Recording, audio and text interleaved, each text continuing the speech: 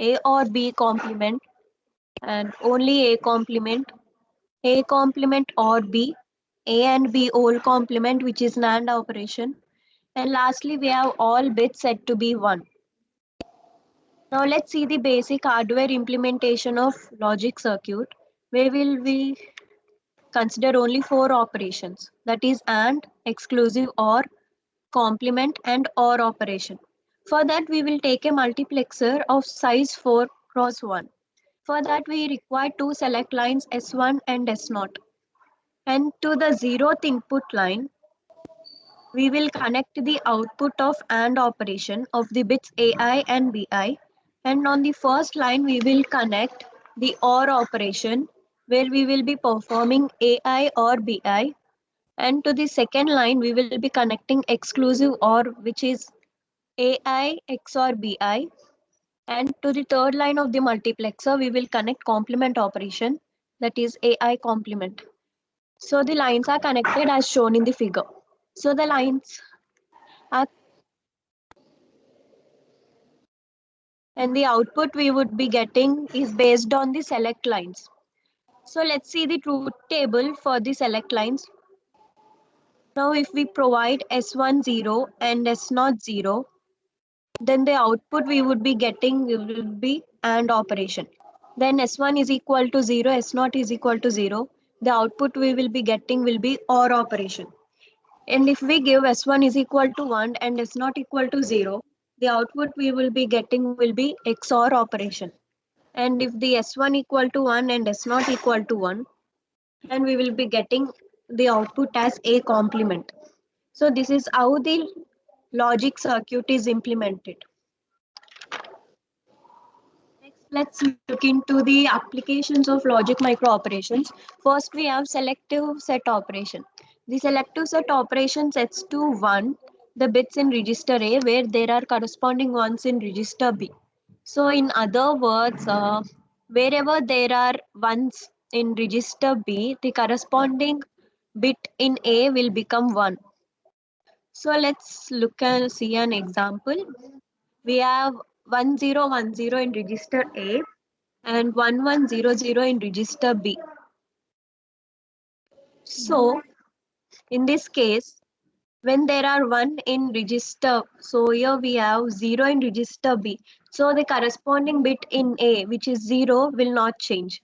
So output we will be getting is 0. So next we have 0 in register B.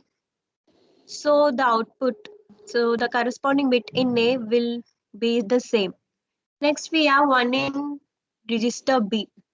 So the corresponding bit in A, which is 0, will become 1. So output will be 1. Next we have 1 in register B. So the corresponding bit in A, which is already 1, will be 1 again. So the output will be 1110. So the OR micro operation can be used to selectively set bits of a register. So if we have to implement selective set operation, we require OR micro operation. So next we have selective complement operation. The selective complement operation complements bits in A where there are corresponding ones in B. So let's look at an example. We have 1010 in A and 1100 in B. So wherever there are 1 in B, the corresponding bit in A will be complemented. So here we have 0 in B. So nothing will be changed. So here 0, nothing will be changed. But here we have 1 in B. So the corresponding bit in A will be complemented. That is 0 will become 1. Again we have 1 in register B. So the corresponding bit in A, which is 1, will be complemented and the output will be 0. So this is how the selective complement operation works. This operation is nothing but exclusive OR. Next we have selective clear operation. The selective clear operation clears to 0 the bits in A only where there are corresponding ones in B. For example, we have 1010 in A and 1100 in B. So here wherever there are 1 in B, the corresponding bit of A will become 0.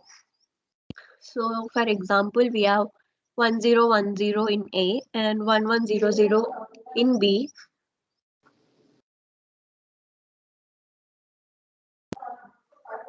So we have 0 in B, so the corresponding bit in A will not change.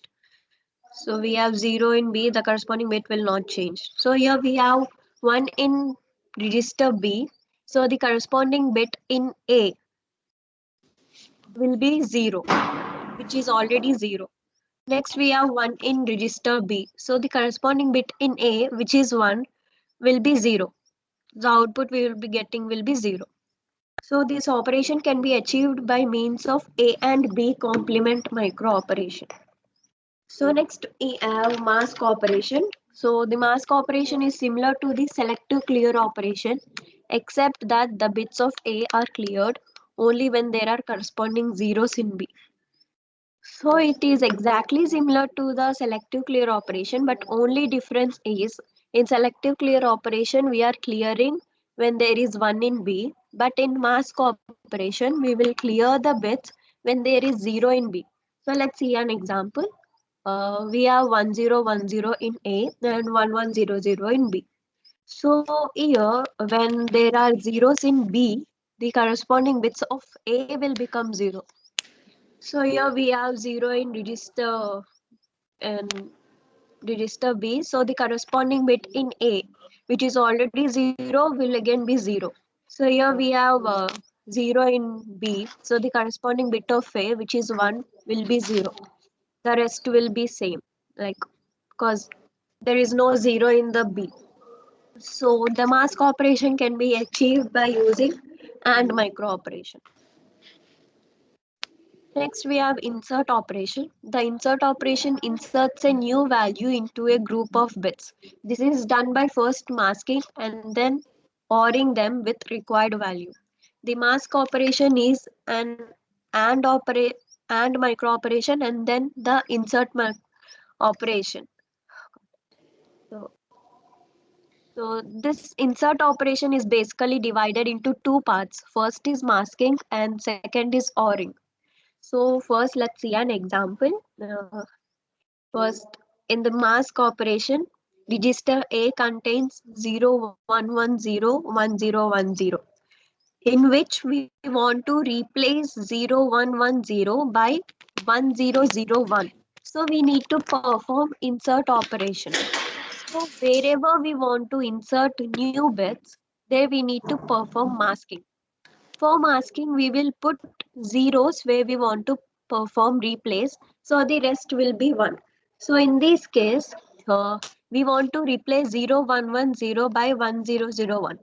So the bits we want to replace, uh, there in the masking, we will put zeros and the rest will be covered by ones. So later on, we perform masking, which is nothing but AND micro operation, which we have discussed earlier. So the output would be 0 and 1 will be 1, 1 and 1 will be 1, 0 and 1 will be 0, 1 and 1 will be 1. And now we are doing masking. So wherever there are zeros in B, the corresponding bits of A will become 0. So wherever there are zeros in register B, the corresponding bits in A will become 0. So everything will become 0 in masking. So all 4 will become 0. The first stage is over, that is masking. Now the second stage is we have to perform ORing, and ORing is to be performed with the group of bits which we want to replace. So to the new group to insert 1001. So the output of stage 1 is to be added with the group of bits we want to replace and reset the bits to kept 0. So here we in the masking the output we got 000 and 1010 is to be added, and the new bits which we want to replace is 1001, Mm. and the rest has to be kept as zeros. So here, after inserting for the inserting the ORing, we have to use the OR micro operation. So we will get the output as 0 or will give. 1 second, ma'am.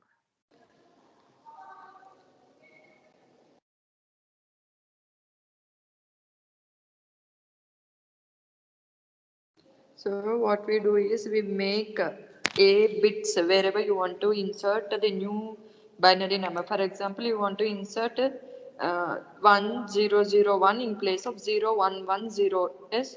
So that 011 bits, 0110 bits, you are making all those 4 bits 0 first in order to insert the new data. That is why you are performing mask operation.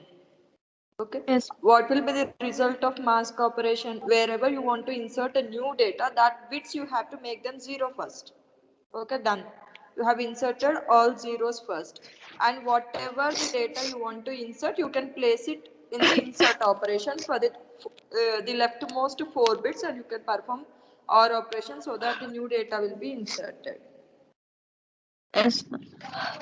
Yeah, So next. here we will be having after in the OR operation we will be having zeros or 0 will be 0, 1 or 0 will be 1, 0 or 0 will be 0, and 1 or 0 will be 1. Now we are inserting the new bits which is done by ORing. 0 or 1 will be 1, 0 or 0 will be 0, 0 or 0 0, and 0 or 1 1. So as we can see, 0110 is now replaced by 1001 in the output, and the rest of the bits are the same, which is 1010. So now, lastly, we have clear operation. So the clear operation compares the words in A and B and produces an all zeros result if the two numbers are equal. For suppose if we have 1010 in A and 1010 in B, if we compare them, if both the bits are equal, then we will get the output as zeros. So this is nothing but exclusive or micro operation. Yes, good presentation. And roll number 29.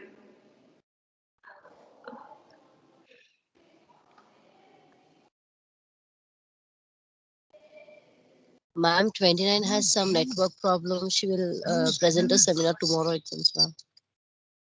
30. Roll number 30.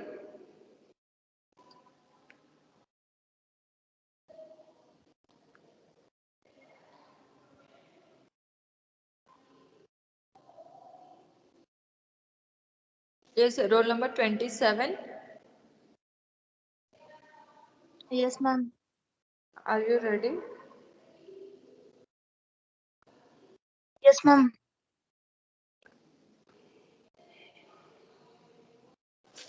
Roll number 26. Can you speak something? Unmute yourself. Roll number 26.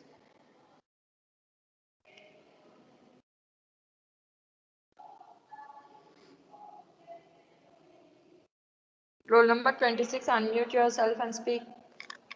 Yes, roll number 26.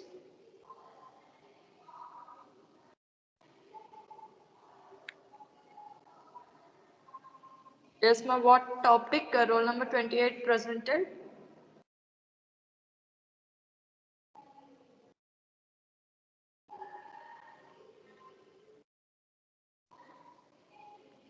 Roll number 26. What topic she presented? Yes. Ma'am, roll number 26 cannot speak, ma'am. What happened? She's having a mic issue, ma'am, from starting. Roll number 27. Okay, roll number 27.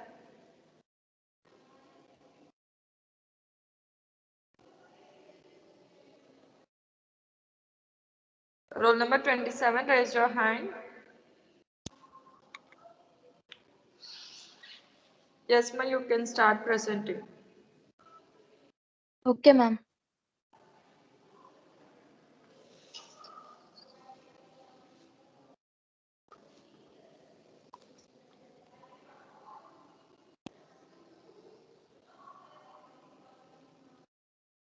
Ma'am, can you see my screen, ma'am? Yes, but yes, we are seeing the Teams meeting only. You share your PPT, ma'am. Okay, ma'am. My topic is logic microoperation and its hardware implementation. And logic microoperation is it specifies binary operation on the strings of bits in registers. That means these bits will be stored in registers, and they are bitwise operations. That means they work on the individual bits of data. They are useful for bit manipulation and to make logical decisions. And the four common eh, functions used in these are AND, OR, XOR, and NOT functions. And the others can be created from these combinations. Let's see an example to represent logical microoperation using exclusive OR microoperation with the contents of two registers R1 and R2. When performing XOR gate, X, XOR function to the R1 and R2, the result is given to the R1, and this whole statement is P, which is a control variable. When P is equal to 1, this function works out. An example for this is taking the contents of this. The contents of R1, let's take as 1 0 and 1 0. Contents of R2 be 1 1 and 0 0. So we are performing XOR micro operation here. So the contents of R1 will be 0 and 0 means 0, and 1 0 is 1, 0 1 is 1, 1 1 is 0. The contents of R1 is this. What The result operation are we performing here when P equals to 1? XOR micro operation. Okay. And coming to the next thing, that is special symbols. In special symbols, there are four micro operations.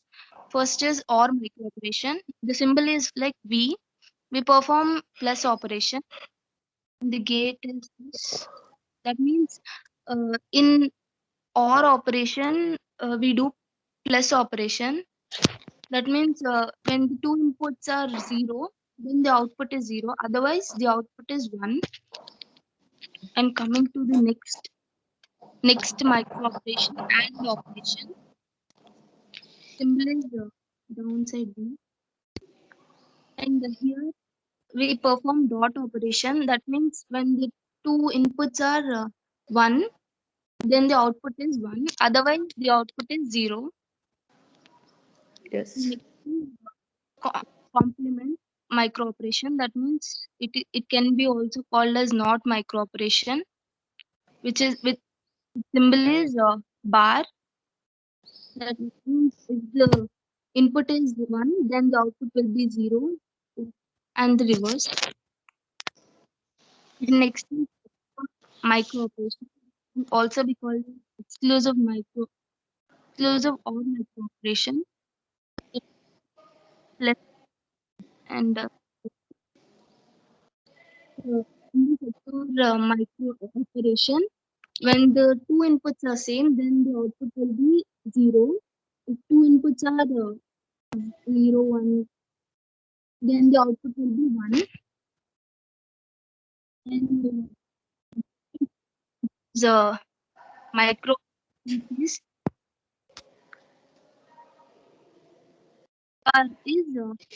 Your voice is not clear, ma'am. ma'am,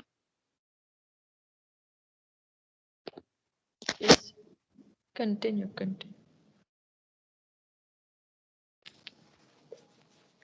ma'am, can you hear now, ma'am? Yes. It's okay, ma'am. Can Yes, I yes. continue? Yes, continue, ma'am.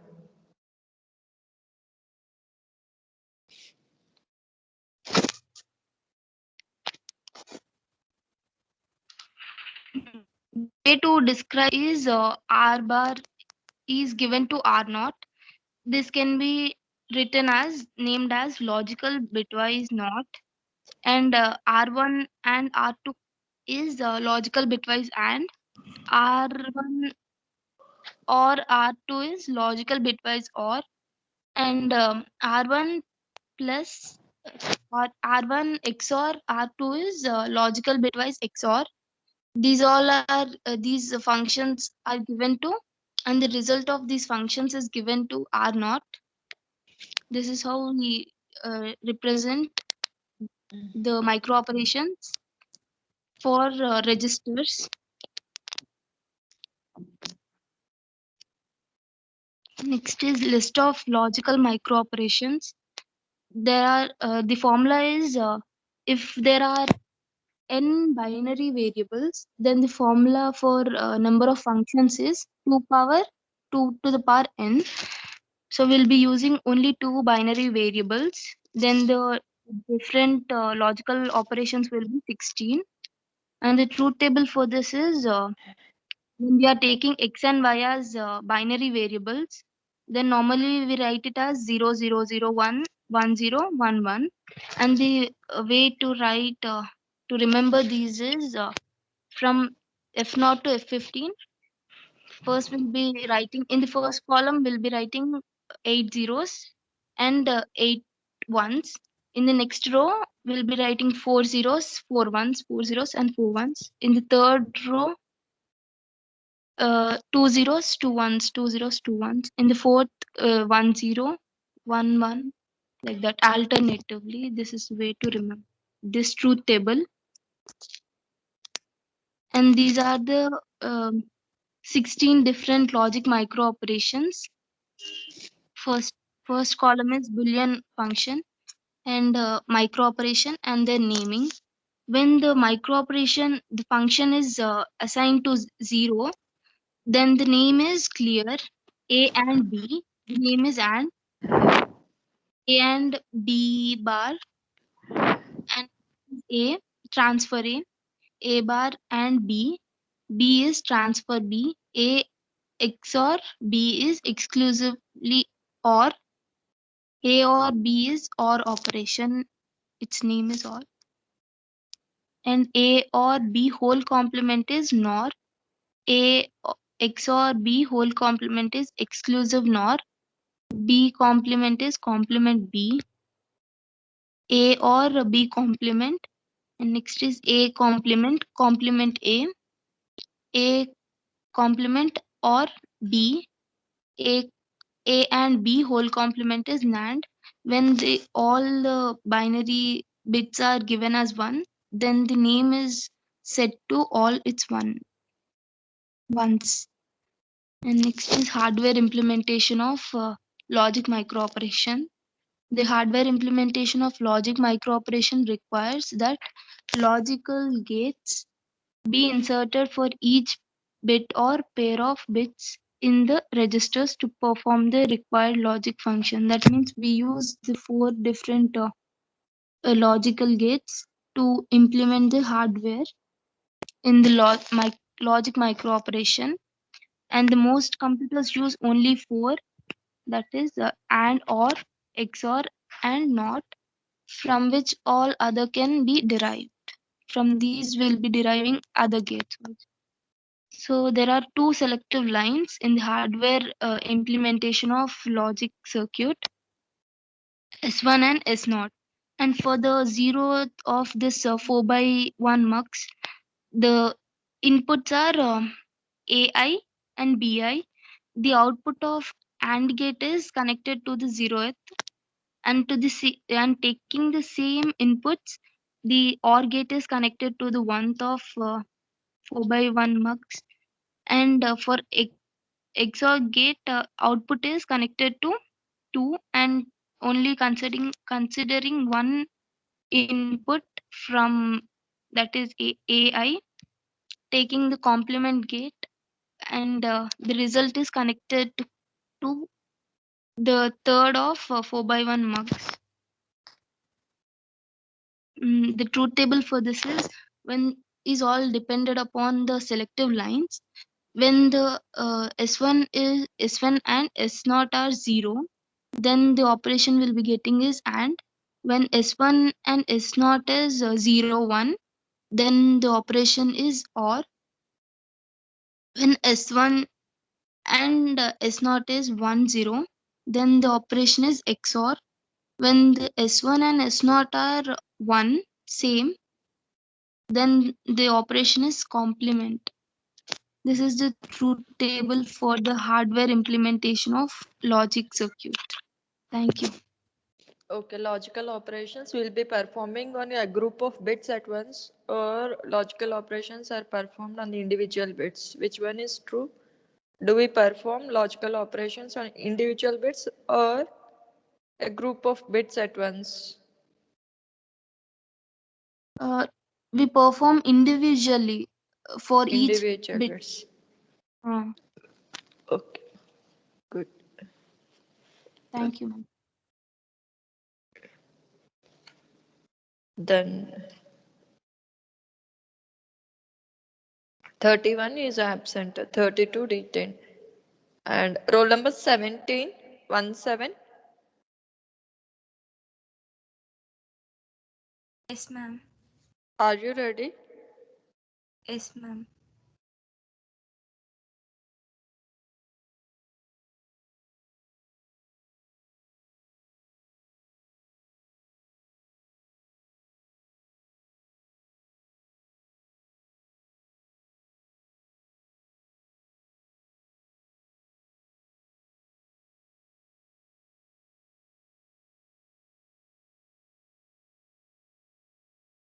Yes, ma, you can start.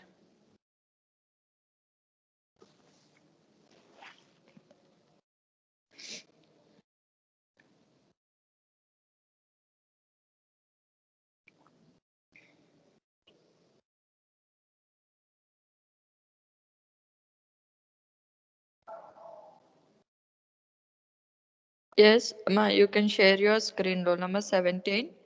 You can share your screen and you can start present.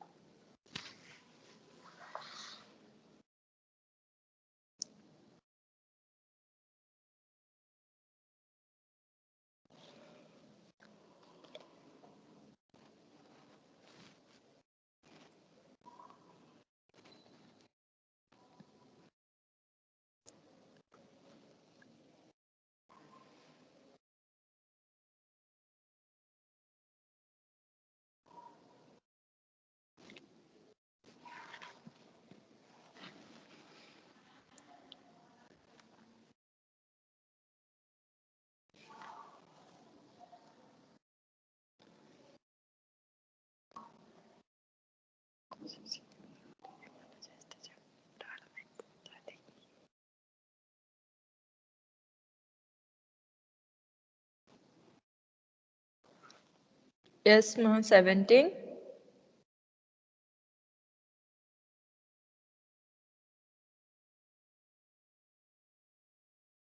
Answer. Yes.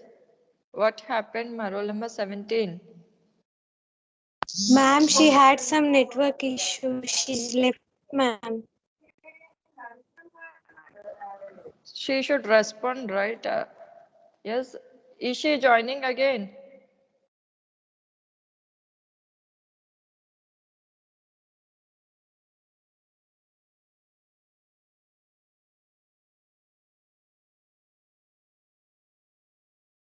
Okay, then I'll start the class. I'll be taking the class.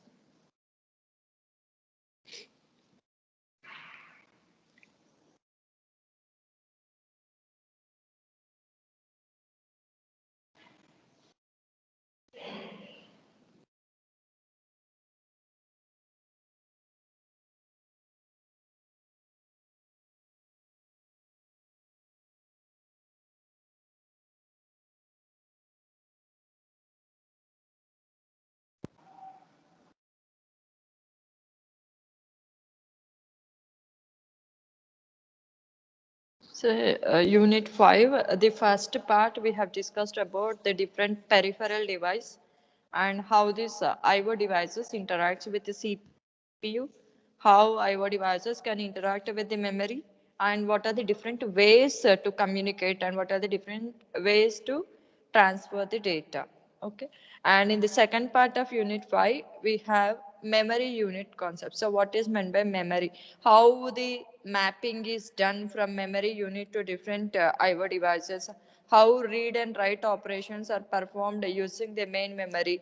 What kind of mapping is done with cache memory? What kind of memory is virtual memory? We'll be learning about all the memory organization in the second chapter of unit 5. So how many types of memory you are aware of? Computer memory.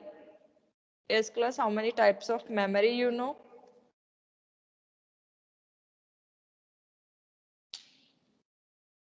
What are the different types of computer memory? Primary memory, secondary memory, yes, you have learned all these things in your FIT, right? What is meant by RAM, what is meant by ROM. So you have learned about the different components of a computer, but let us see when any instruction is given from the user, okay, on what location of memory these instructions are executed.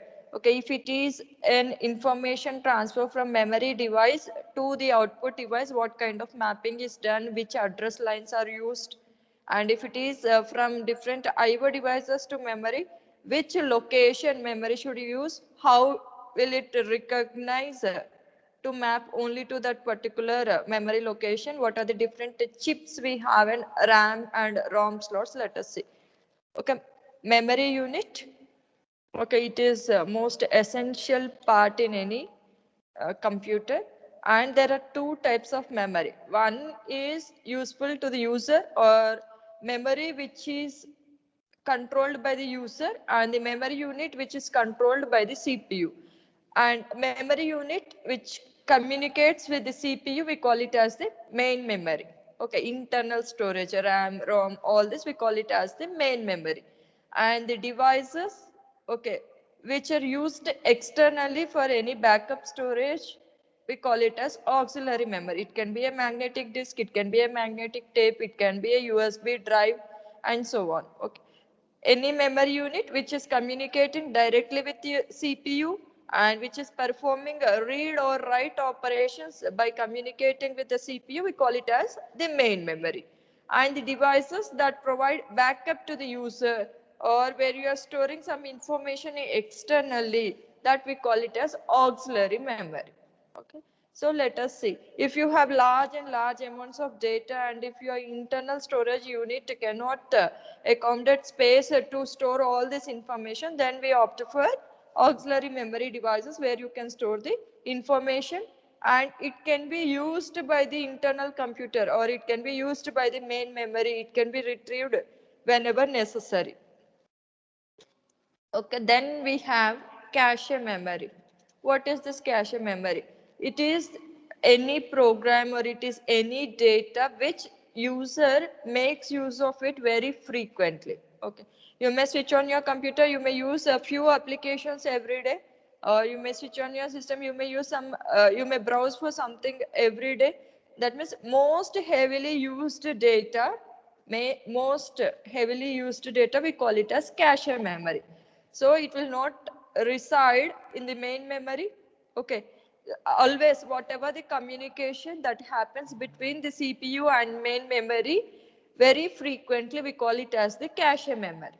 Okay, and the way we retrieve the information from cache memory is very easy. The processing speed, requesting the system, or requesting the central computer for any information which is residing in the cache memory is very fast, because it is heavily used and it is placed on top of the main memory, and your processing unit can retrieve the information very easily. That we call it as cache memory.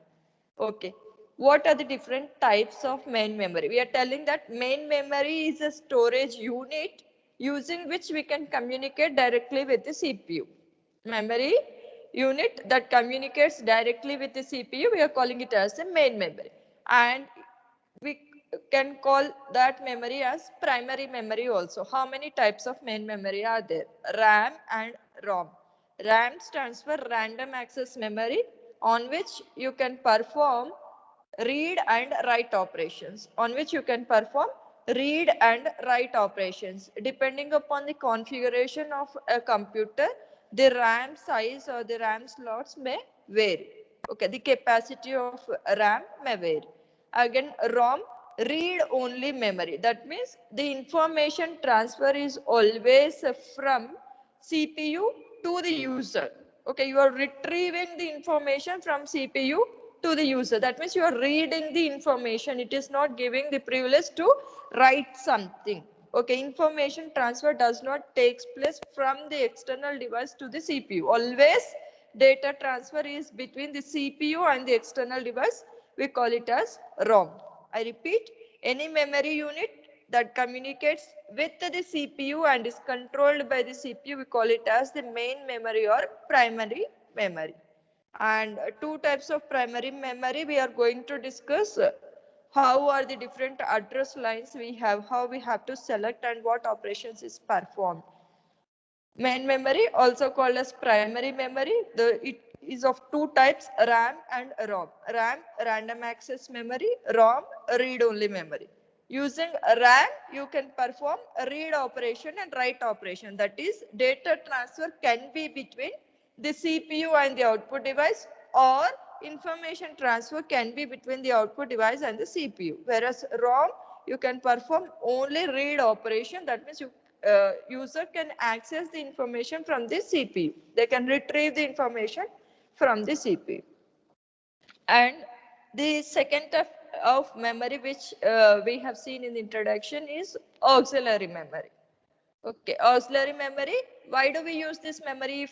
If you have large amounts of data, and your system may not be able to uh, organize all this memory, okay, using its internal storage unit, you can make use of auxiliary memory, which is a backup device to store large amounts of data. Okay, example is a magnetic tape, magnetic disk, and so on. It can have sequential access or it can have random access. Okay, any memory can be, whatever the contents you have in a storage unit can be accessed sequentially, or you can have random access to the memory. Let us see what is meant by sequential access memory and what is meant by random access memory. So let us consider that you have stored some data at 10 locations, 1, 2, 3, 4, and so on. 1, 2, 3, 4, 5, 6. These 6 units are the different memory locations. 6 units are the different memory locations, and you want to retrieve the information which is at the 5th location. Okay, you want to retrieve the information which is stored at the 5th location. What happens using a sequential access memory devices is you have to visit 1, 2, 3, 4. You have to traverse through all these memory locations. Only then you can retrieve the information which is at the 5th position. Okay, okay, in sequence only you can retrieve the information. You cannot jump to the 5th location and retrieve whatever the information you require. Okay, so this we call it as the sequential access memory. Okay, this is used in the general purpose computers. Okay. And examples of sequential access memory devices are hard disks, CD-ROMs, magnetic tapes, and so on. Whereas random access, okay, random access, if you have a storage location like this 1, 2, 3, 4, and 5, and if you want to access the information which is stored at the 4th location, okay, information can be accessed in any order. After 4th, you may jump to 1. After 1, you may go to 5. After 5, you may come to 2, and so on. You can, depending upon the memory address, you can retrieve the information. Okay. Then different types of random access memory. We have a static RAM and dynamic RAM. Let us look into it. Okay. Then we'll be seeing about the memory hierarchy. So what are the different memory locations you can store the information? What are the speed of different storage units? What will be the cost of different storage units? What will be the capacity? Let us see. So we have seen registers. So what is meant by a register? Why do we use a register? How many bits of information it can store in a register? S class, how many bits of information a register can store?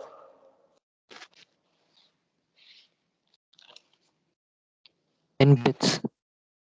N bits. If you are using a 4-bit register, you can store 4-bit information. So register, then we have cache memory. So from smallest size to largest size are listed here. Register is the smallest unit, smallest storage unit, whereas the magnetic tape is the largest storage unit.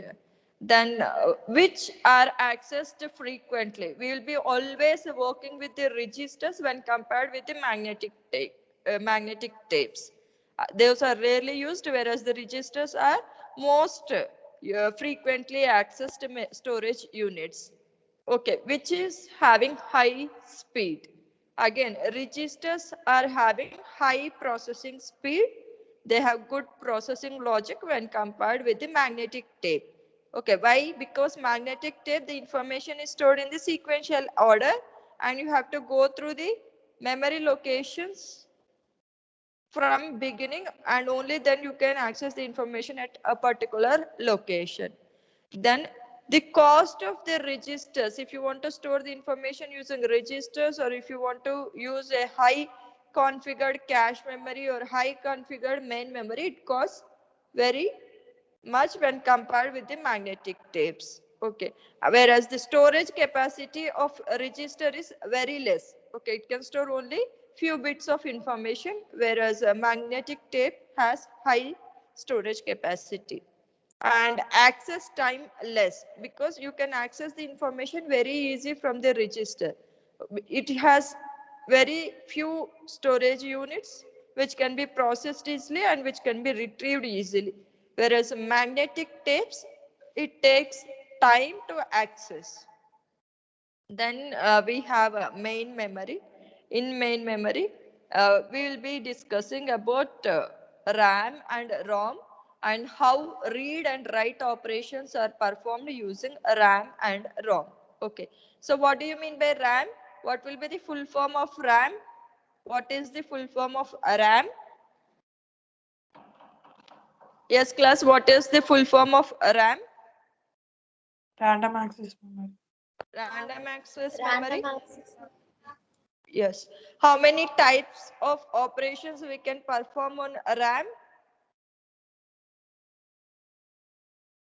What kind of operations can we execute using RAM? Read and write. Read and write operations. And ROM? Read. Only read operation.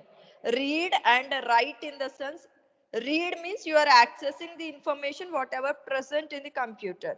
Write operation, you are giving some data as input. You want to store something in the computer, that we call it as the write operation. IO devices are transferring some information to CPU. We call it as a write operation. Read operation is there is some content in the computer, you are trying to access that information, we call it as read operation.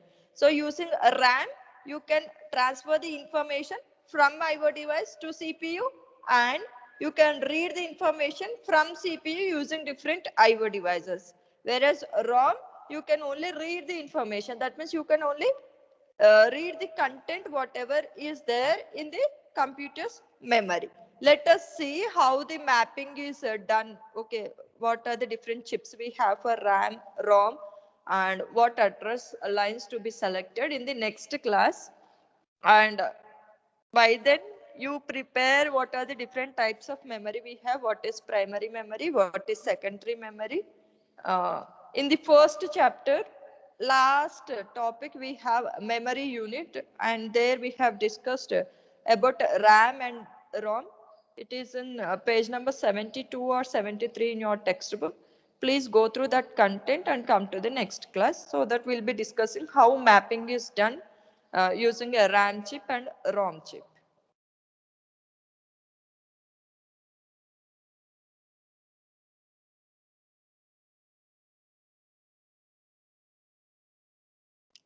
Please respond to your attendance, and next 10 members from 30 to 40 be prepared to present your seminars in the next class. Roll number 1, 2, 3, 2, 3, 4, 5. Roll number 5, 6, 7. Roll number 7, 8, 9, 10, 11, 12, 13, 14, 15, 15, 16, 17, 17, 18,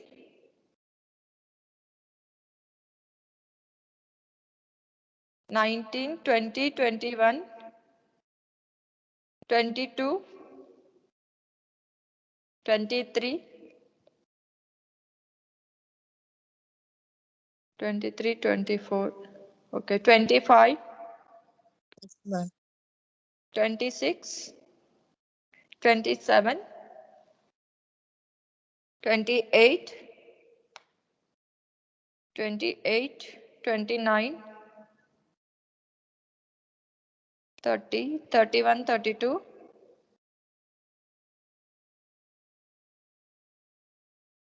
31, 32, 33, 34, 35, 36,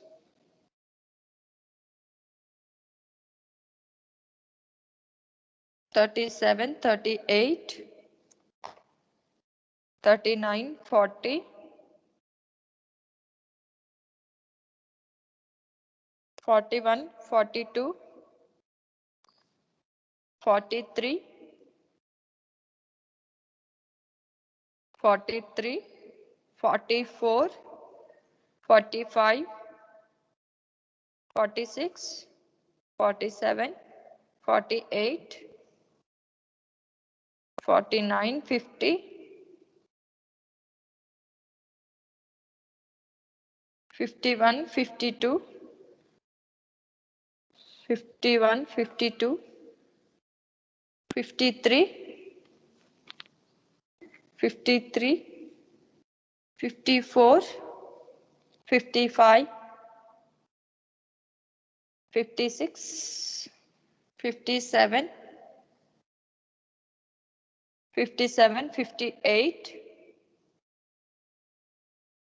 59, 60, 61, 62. Ma'am, 36 present, ma'am.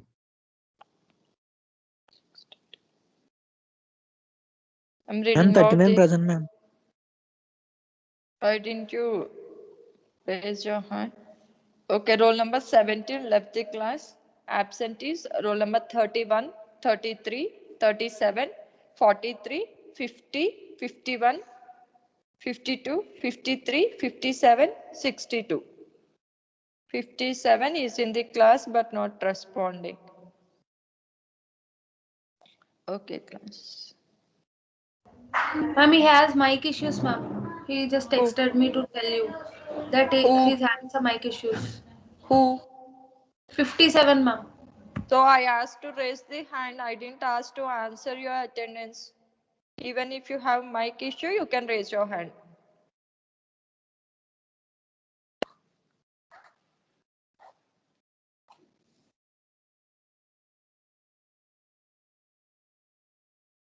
Yes, put your hands down. Yes, students. Did you all submit your assignments in the teams? 33 mic issue. So you can raise your hand.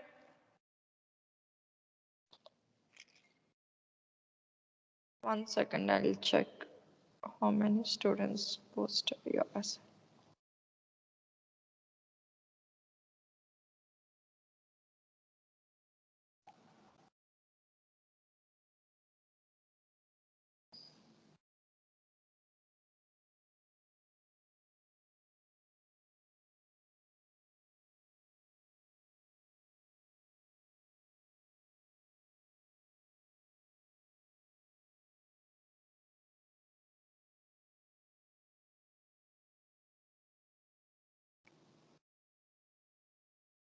See, if anyone didn't submit your assignments in this folder, please do it, ma. I'll be giving marks for you for your assignments, and I'll be posting it in the ERP by next week. That means your marks will be posted by the next working day. You may have vacation. After vacation, your marks will be posted. Please go through the numbers, cross-check your numbers. If there is no file, you will not get the marks. Cross-check and upload the files without fail. Thank you all. You can